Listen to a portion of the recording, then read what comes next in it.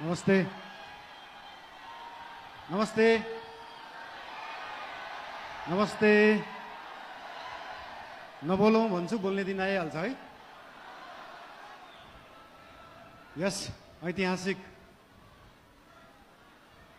राष्ट्रिय स्वतन्त्र पार्टीको पहिलो महाधिवेशनमा उपस्थित पार्टीका सभापति रवि लामिछानेज्यू, विशेष अतिथिका रूपमा आउनुभएका पूर्व प्रधानमन्त्रीज्यू, प्रमुख प्रतिपक्षीय दलका सभापतिज्यू तथा सम्पूर्ण विशिष्ट अतिथिहरू, पार्टीका पदाधिकारीहरू, मन्त्रीगणहरू, सांसदज्यूहरू तथा उपस्थित सम्पूर्ण देशप्रेमी राष्ट्रिय स्वतन्त्र पार्टी प्रेमी सबैलाई हार्दिक शुभकामना दिन चाहन्छु।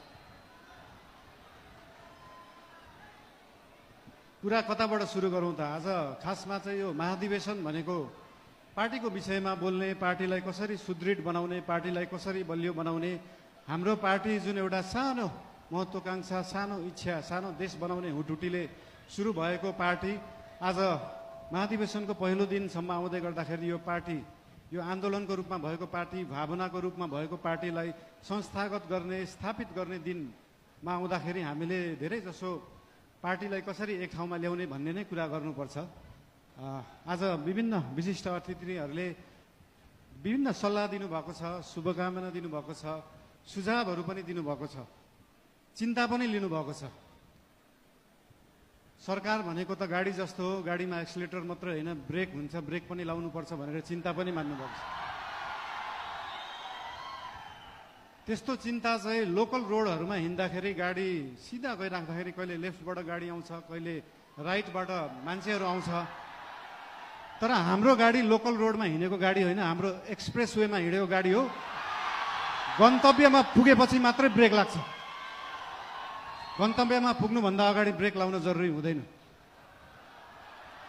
र हाम्रो गाडी अनियन्त्रित पनि छैन, वातावरण पनि मिलेर गएको छ। त्यही भएर हाम्रो पार्टीप्रति, हाम्रो सरकारप्रति जुन चिन्ता लिनुभएको छ त्यसको लागि धेरै धेरै धन्यवाद पनि दिन चाहन्छु। चिन्ता लिनु राम्रो कुरा हो। जनता र जनताको भोट भनेको हावा जस्तो हुन्छ, कहिले हावा यताबाट चल्छ, कहिले उताबाट चल्छ भनेर चिन्ता लिनुभएको छ। हामीले कुनै हावा चलाएका छैनौँ, हामीले बाढी ल्याएर खोला फर्काएको र खोला एकचोटि सिधा बाटो, आफ्नो सही बाटोमा फर्किएपछि निरन्तर त्यही बाटो बगिरहन्छ। यो हावा जस्तो कहिले लेफ्ट राइट, उत्तर दक्षिण, पूर्व पश्चिम बग्दैन।